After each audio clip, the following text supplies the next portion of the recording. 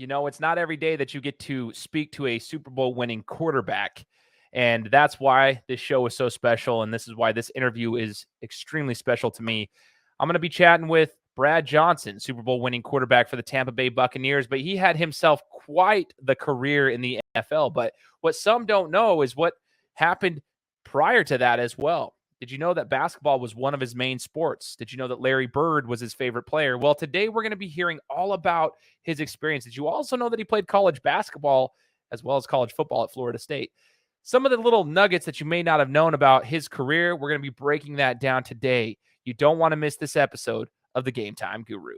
So, what time is it? Game time! Woo!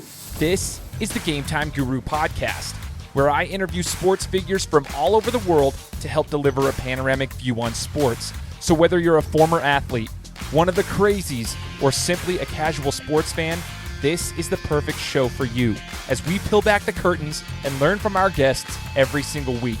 I'm your host, Shane Larson, and I'm helping you see sports through a different lens.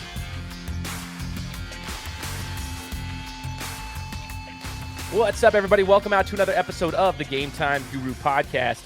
As you guys heard in the introduction, I am super stoked to be introducing our guest today, former NFL quarterback. He's now a trick shot specialist and much, much more. We're going to learn about his journey and hear about his career and maybe some advice he'd give to athletes that are coming up. But I'm super excited to bring him on. Shout out to all the listeners out there. We're in 97 countries. All thanks to everybody in the last 5.5 years of this show. Thank you guys for all the support. We look forward to growing into more and more parts of the world as we continue to move forward with this show. But introducing our former NFL quarterback, Super Bowl winning quarterback, Brad Johnson. Brad, thanks so much for joining the show. Yeah, Shane, I appreciate you reaching out, man. Look forward to telling some stories and have a little fun here. I appreciate it. Thank you. You're welcome, sir, and I appreciate you. And here's the thing that, one of the questions I had in my mind as I was doing some research on your career. I already kind of followed you as a kid growing up and whatnot. But I didn't know this piece of information, that basketball was kind of one of your main passions growing up. And in fact, I actually didn't know that you were a collegiate basketball player. So I think that a lot of guys that are around my age, mid-30s, might have forgotten that piece of information too. So do you mind maybe talking to us about your basketball career? Because we know you as the quarterback, but maybe talk about the basketball side of things growing up. Yeah, I grew up in Black Mountain, North Carolina, up in the western part near Asheville, North Carolina. And I grew up, my dad ran summer camps called Camp Ridgecrest and Camp Crestridge for boys and girls. Summer camps, you name it, archery, horseback, two-square, dodgeball, all those kind of things. But I grew up loving basketball. I mean, loving basketball. I played it, I taught it many times, but I said I never missed a day from second grade all the way through my freshman year of college of shooting hoops or playing games or something with a basketball. And my childhood dream, my goals were to be like Larry Bird or Chris Mullin, and North Carolina basketball with Dean Smith and Michael Jordan. They were that was my favorite team. A guy at my high school was named Brad Doherty, who played in the NBA for a while. He was the All-American, came out of our high school, was a 7-footer. And, I had someone to look up to. And then actually Roy Williams, he just retired from North Carolina. He coached at my high school too. So I grew up playing every day. And going through my high school career, I was an all-state basketball player, scored 2,392 points in basketball. And in football, I was an All-American. But honestly, I made All-American probably in football more of my potential and size. I was a better basketball player in high school. And I had to choose which sport I was going to play. And I remember going to my favorite coach was Bobby Crimmins, who actually he's a coach at Georgia Tech.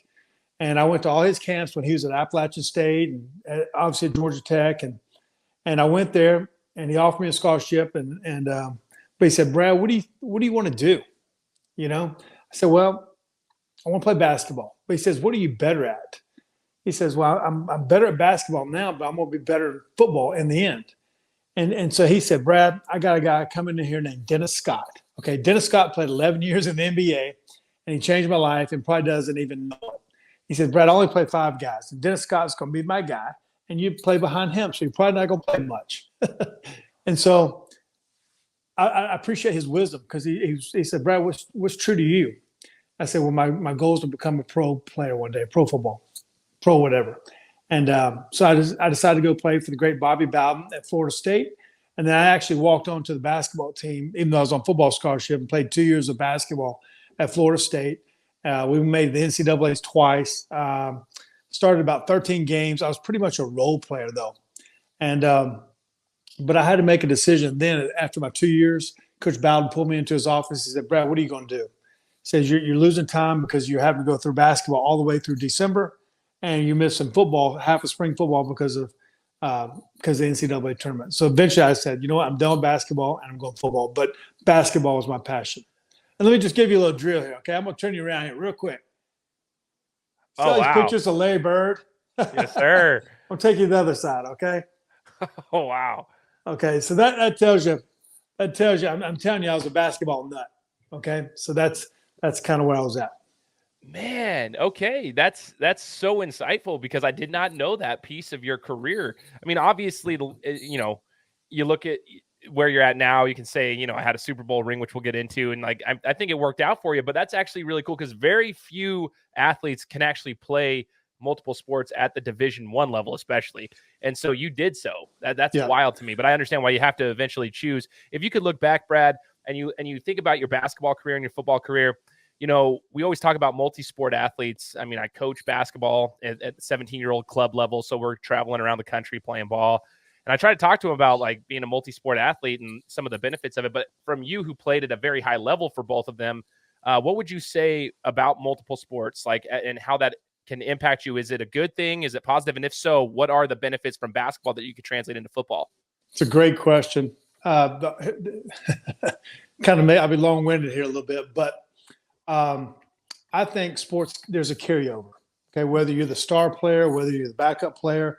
And basketball, you're always, is it man-to-man play? Is it zone play? Is it out-of-bounds play? What's the time, score? How many timeouts do you have?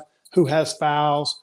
Is it a pick-and-roll situation? Is it a zone? Is it an odd front? Is it an even front? And how are we going to face it?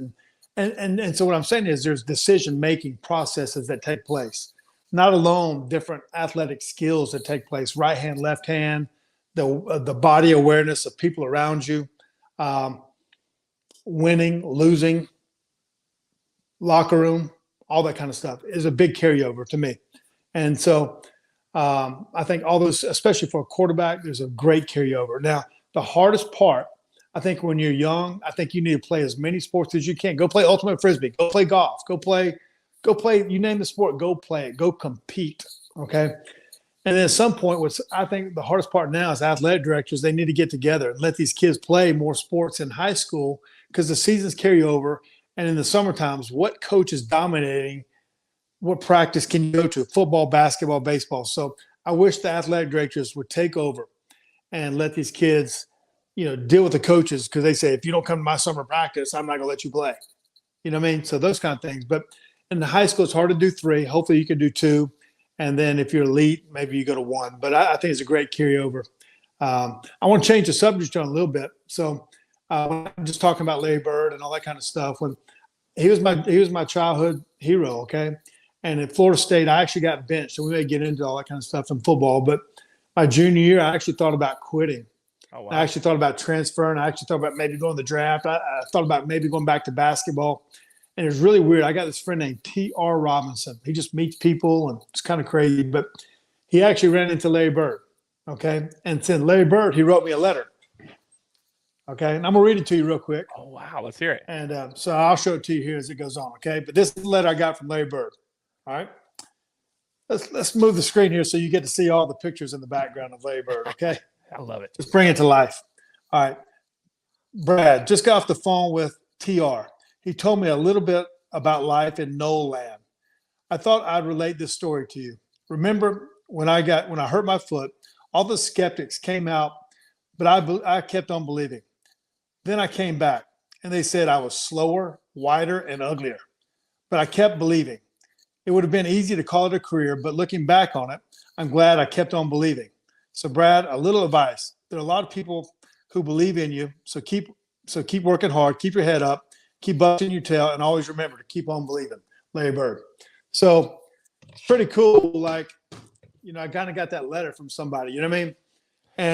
And just someone that competes, and that's kind of where my story was. But going back to that other thing, tell kids to play multiple sports and go be great at it. Wow, man, I'm like blown away because that's like your idol, man. That you got a letter, and that is so cool, Yeah. so cool. Holy cow! I appreciate you sharing that with us because that's super sweet to hear. And I hope the athletes that are listening to this podcast right now, the ones whether I coach you or not, any young athlete, listen to Brad's words right here because you'll kind of see like obviously that it has a benefit to it. He has been able to compete at the highest level. But like you were just saying right there, this will kind of transition to another question that I had. The ups and downs, like people will look at you and be like, oh man, you had a long career. I mean, a long career because NFL stands for not for long. Everybody says, oh, it's like 3 years. Most people don't even make it out of the rookie deal.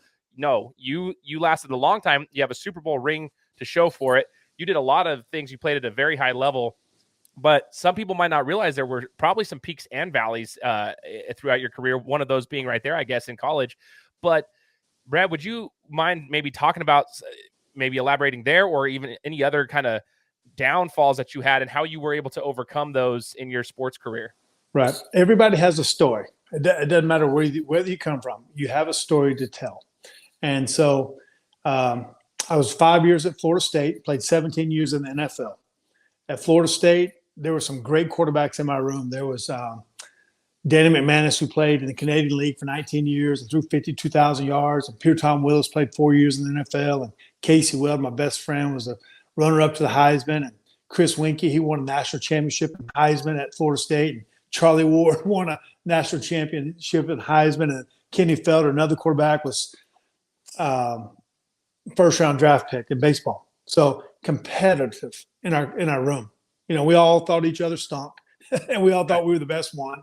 And then my 17-year career, I mean, you can't go through it. I mean, just all the list of quarterbacks, the list of the highs, the lows, the wins, the losses. And, you know, the higher the peak, the lower the valley. And I think the greatness of athletes, of people, go ahead and I want to know when people – if I'm going to ask you a question, I'm going to say, what have you been through? What is your ring of fire? What is your adversity that you've been through? What's made you who you are? And, you know, you got to go through it. And no one can do it for you. There's lonely days. There's tough times. There's injuries. There's losses. There's like whatever it is. But embrace that adversity because, you know, you're going to build a high peak. But you can't give up. You got to be great at your craft. You can't worry about the little man on your shoulder, like, oh, people don't think good about me, or I didn't do good today, or what the newspaper writers say about me. Like, you gotta have thick skin. You gotta be tough. But I think the greatness of it all is you gotta have a passion for something, be great at your craft, and see how good you can come at it. So that's kind of where I'm at with that. But embrace competition, embrace adversity, and then go be great. I love that, man. I love that. You have kids of your own, and I'm sure, you know, they've competed in sports. Nowadays, there's a lot of social media pressures compared to like when, I guess, during your playing days, it's a little different from the media side of things. Is there any advice you'd give to the athletes, or is it the same thing as far as like do you shut off social media period, or do you just embrace the adversity, like you said, where you're like, okay, I can listen to those tweets that are coming out about me, or the Instagram and Snapchats and all the things that are in between, but like, what would your advice be to them? Because it feels like there's a lot of pressure on social media now. It's wild. Yeah. Growing up, we didn't have cell phones. We didn't have email. To make a highlight tape, it was a VHS tape, and you'd have to send off to these colleges and hope they sent the VHS tape back to you. And they weren't going to do it because they wanted to be the only school that was going to see you play. So it was tough. And it was more of a team setting kind of thing back in the day. And now it's become social media. I'm 53. I just finally got on social media. I have nothing to push. I mean, I'm just having fun, like my trick shots and things I put out there. But I would tell kids, if you're a young kid having great aspirations to become whatever player you want to become, spend your time in the gym. Spend your time, the 10,000 hour rule. Like, it doesn't always have, you don't always have to have a trainer. You don't always have to have a team set. Go in your backyard, make imaginary games. Create. They play shirts and skins with somebody. Go play pickup ball. Go work. Go be great at your craft. You know, there is a social media part of it.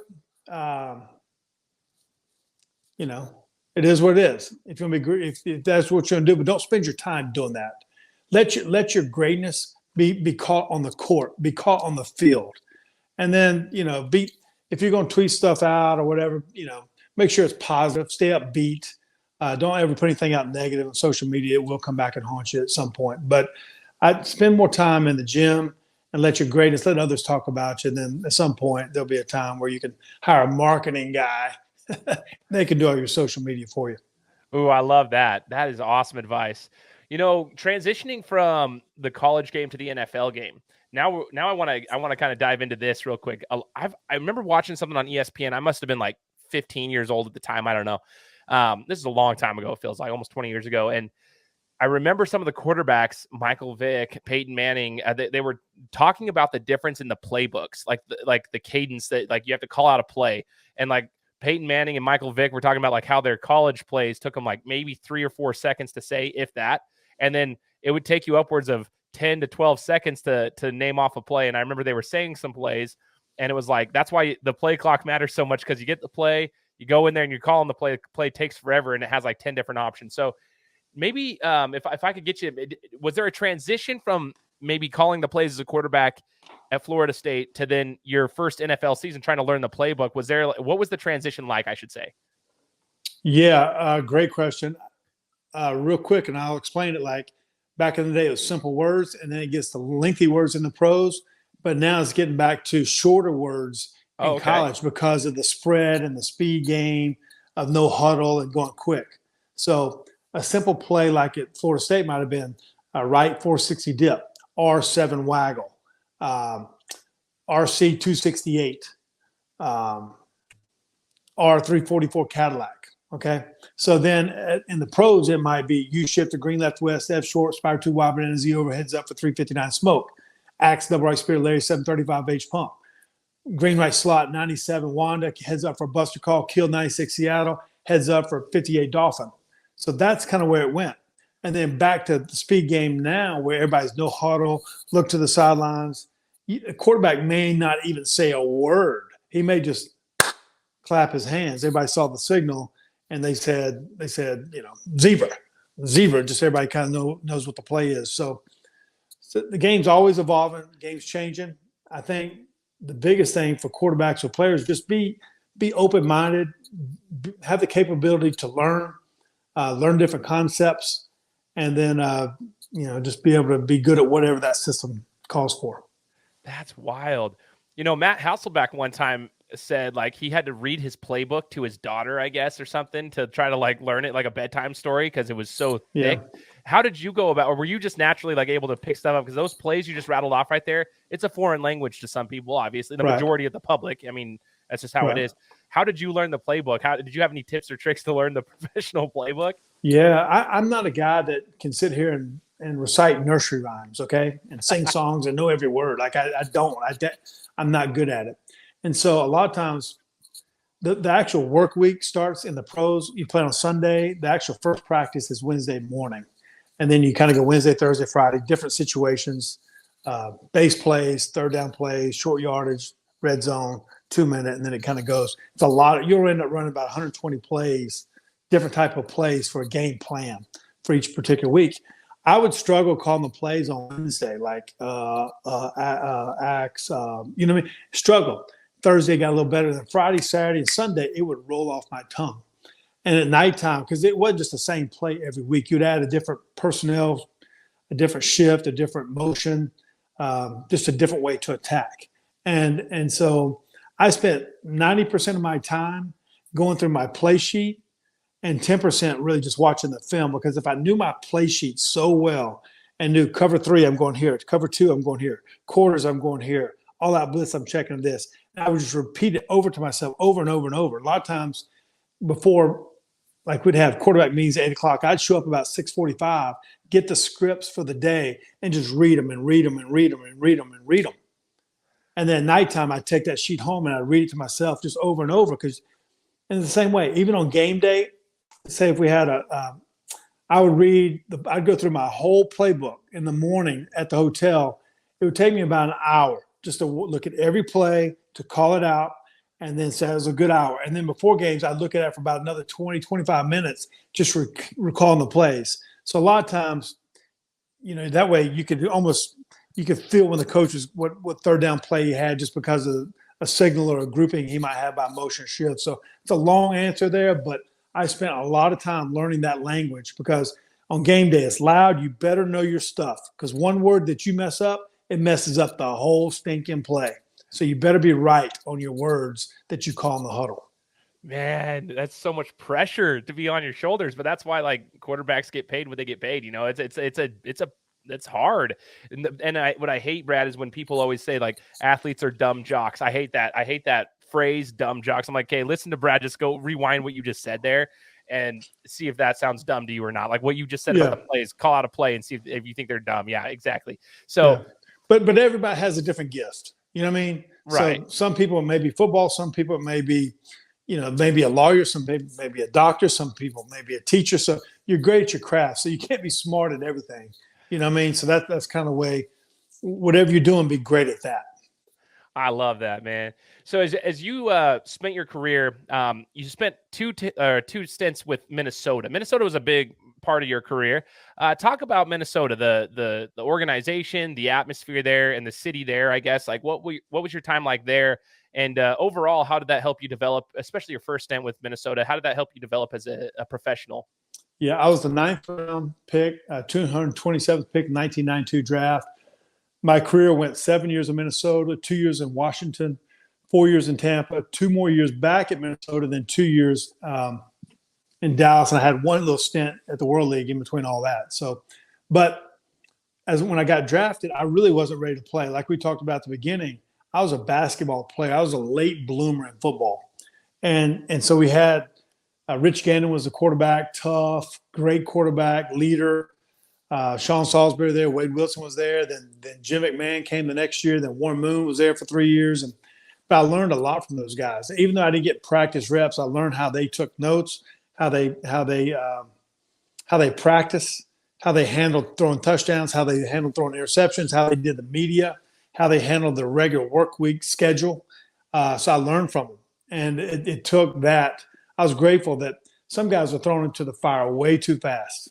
Yeah. And they're not ready for it. You say you want it, but are you ready for it? And there's just a lot more than just throwing a spiral or winning a game. There's a lot more that comes to it at that position. You run a franchise, So grateful for Denny Green, grateful for Jack Burns who drafted me, and Brian Billick being with him for 7 years in one system was pretty incredible. But we had some great teams, great runs there.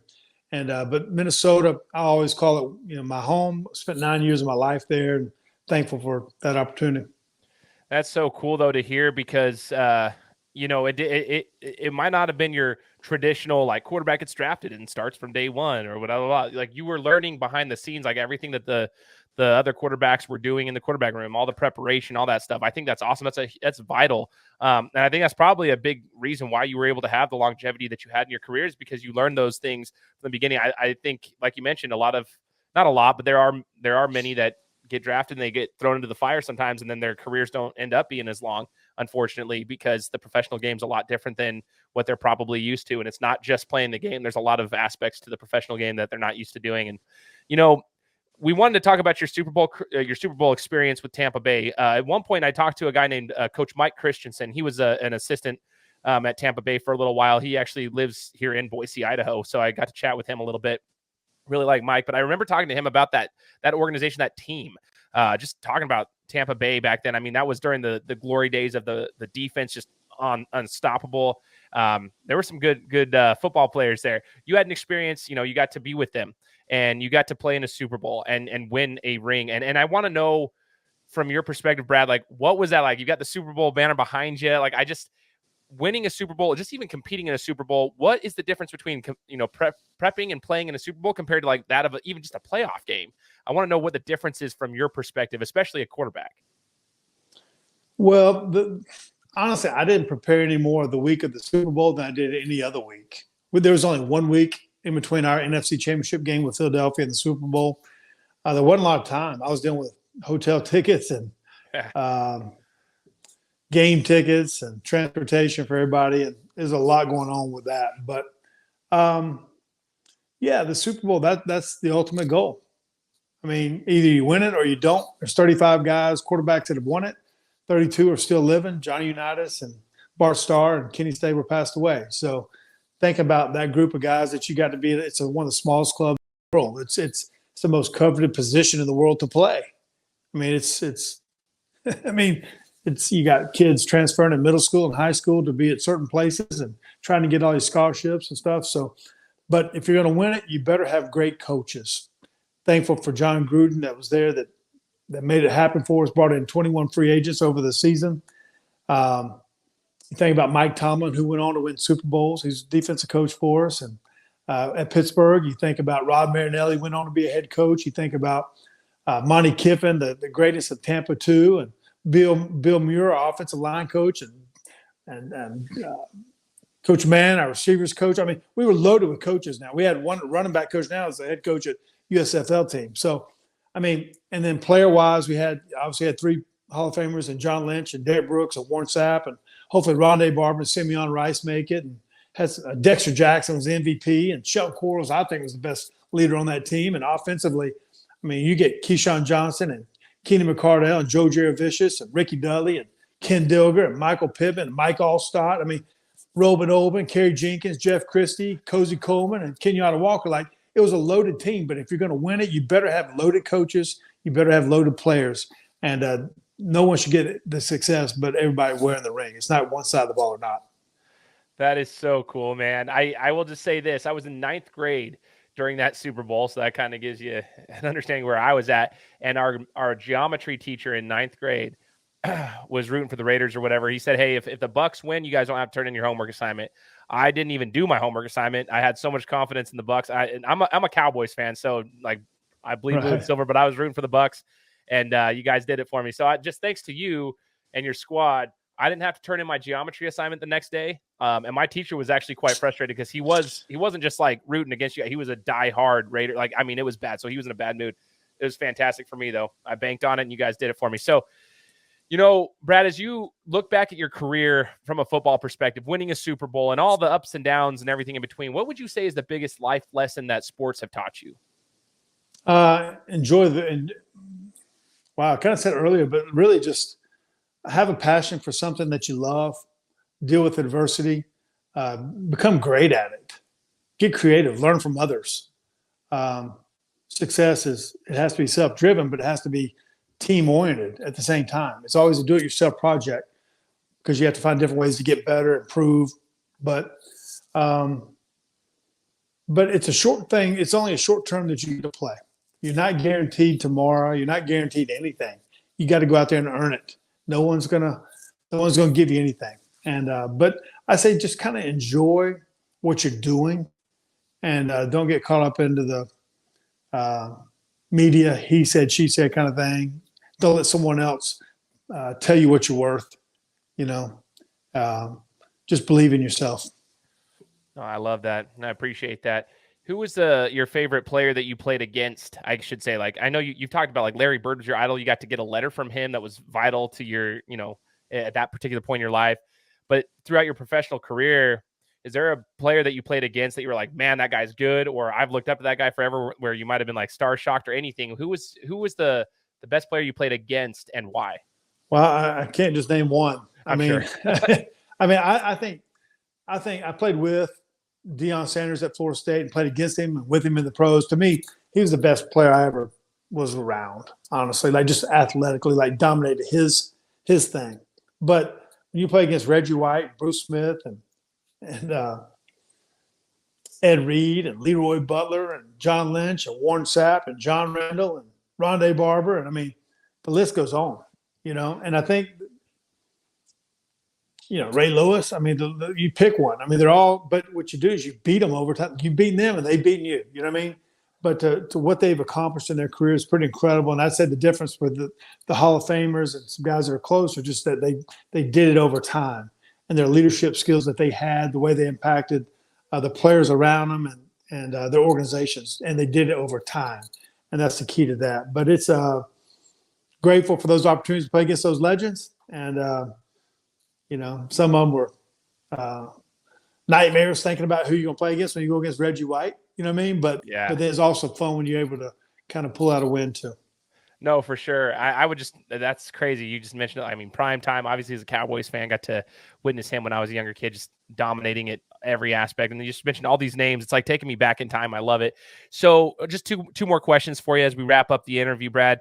You know, I've spoken to other NFL and former NFL players, and they talk about the physical demands on the body, and what, you know, their body goes through on a weekly basis. And, you know, we've had some serious conversations about recovery and forms of recovery and so forth. One of the things I always like admired about you is how you took care of yourself, though. Like you did, like, and there's a lot of players that, you know, they take care of their bodies. Do you mind giving us any like examples and tips or tricks of how you could take care of your body, and be able to take the beating that you take? I mean, you mentioned these big players, you're getting hit by a 300+ pound lineman sometimes, and maybe a blitzing corner that's coming full speed. They might not be as big, but they hit just as hard. And it's like, you know, you probably don't feel 100% like ever, but how did you go about recovery and taking care of your body to make sure you could play for as long as you did?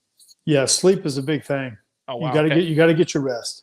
Nutrition is a big thing, but sleep is the biggest to me. Just like letting your body recover, but not being lazy. Now, I'll be honest with you, my wife, she probably didn't like me.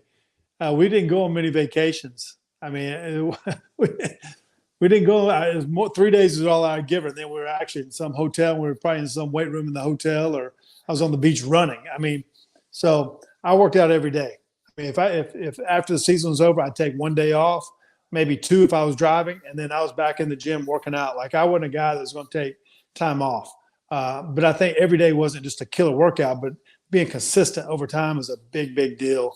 And just, you know, I loved it. I loved it, every bit of it.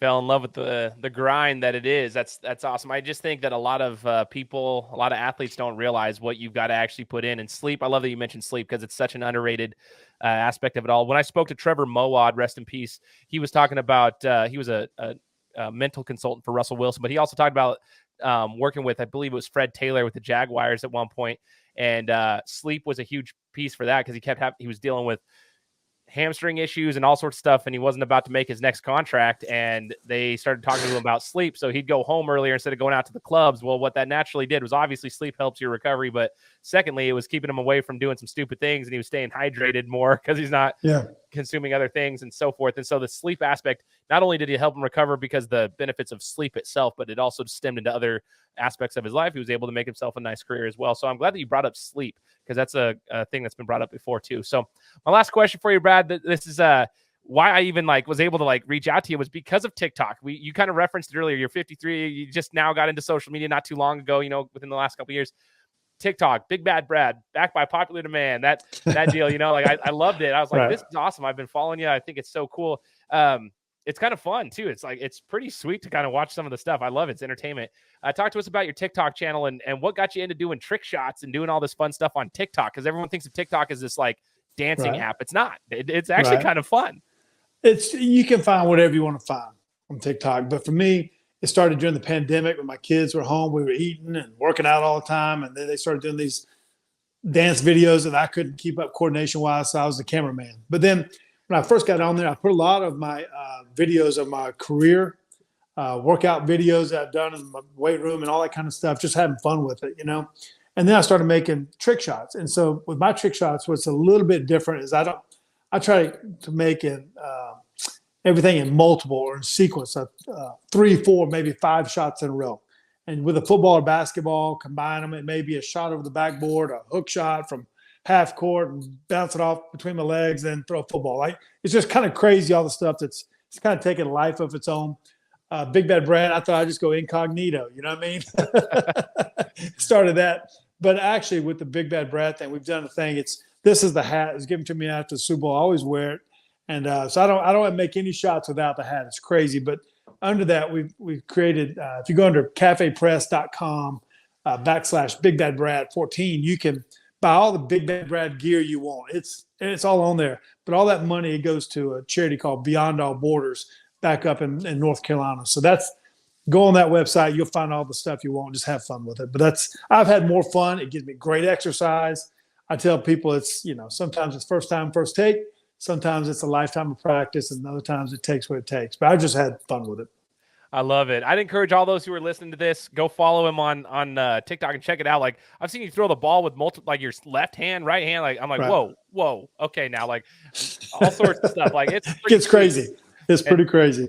I love it. I'll put the link here in the description of the podcast as well that you just mentioned. If anyone wants to go and, purchase some Big Bad Brad gear, and then that can go to the charity that you just referenced.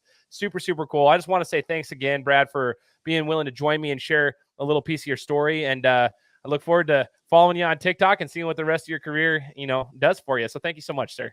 Very good, Shane. I appreciate it, man, reaching out. You're going to be a pro at this thing for a long time. So thanks, brother. Thank you so much. For all the listeners out there, make sure you leave us a review on Apple Podcasts, and we'll be coming to you next week with another interview. Take care. Guys, thanks so much for listening to another episode of my show. Now, if you could go and do me a favor, head over to iTunes, give me 5 stars, and leave me a review. It would be greatly appreciated. Thanks, guys. Appreciate your support.